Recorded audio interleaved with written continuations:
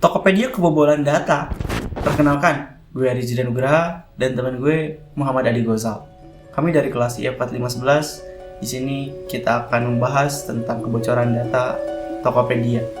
Karena 91 juta data pengguna berhasil dicuri oleh hacker dan dijual secara ilegal melalui dark. Komunikasi dan informatika Johnny G. Plate memastikan tidak ada data keuangan yang diretas. Dari hasil rapat Kemkominfo, BSSN dan Tokopedia evaluasi secara mendalam.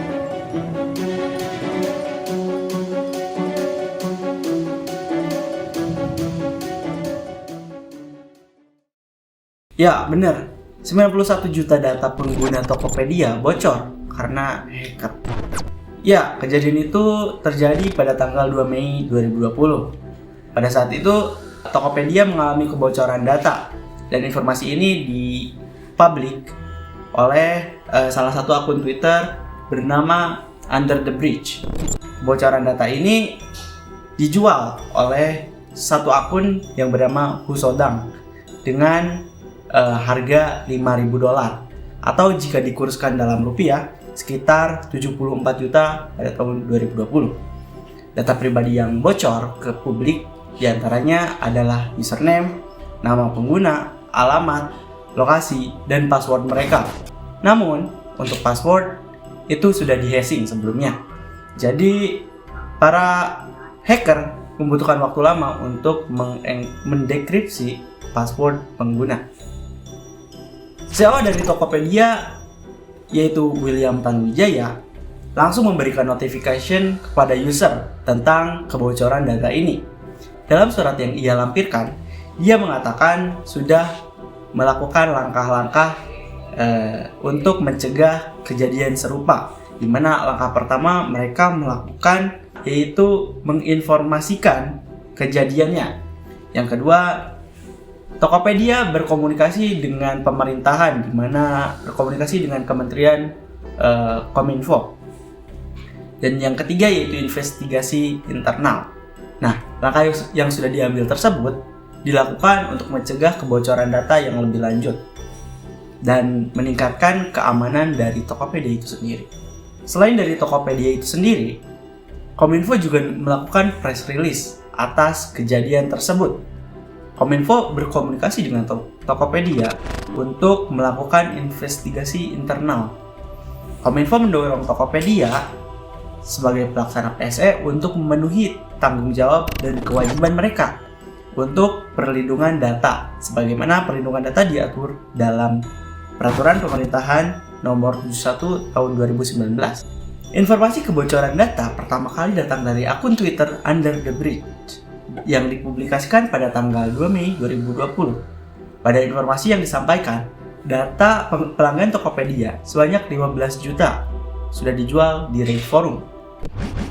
Ia mengatakan bahwa hacking ini sudah dilakukan sejak Maret dan data yang sudah dipublish di Reddit Forum itu belum sepenuhnya dirilis, bahwa nanti selanjutnya data akan menjadi 91 juta data Tokopedia. Data yang dirilis itu termasuk email, nama, dan password hashes. Nah, lalu apa sih penyebab hacker melakukan kejahatan ini? Hacker menggunakan taktik social engineering, di mana dengan menggunakan email phishing kepada pekerja di Tokopedia. Lalu selanjutnya mungkin ada pelanggaran internal dan human error di Tokopedia itu sendiri.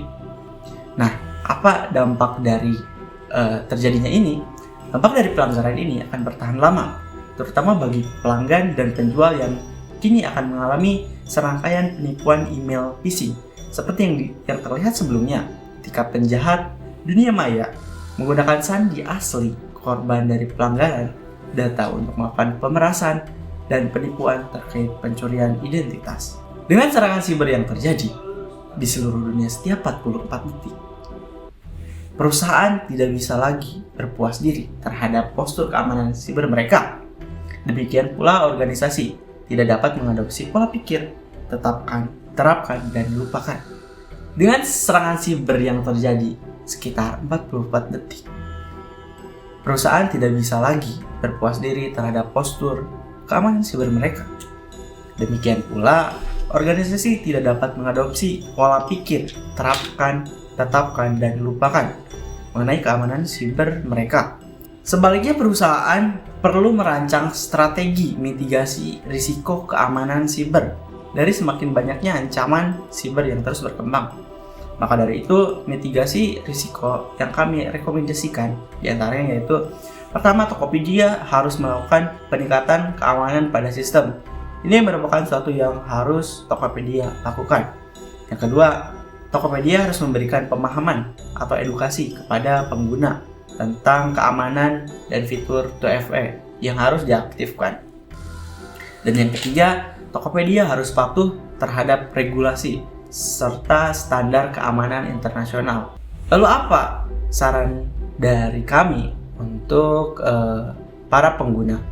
Yang pertama, kami menyarankan pengguna untuk mengganti kata sandi Tokopedia mereka dengan yang baru dan lebih kuat.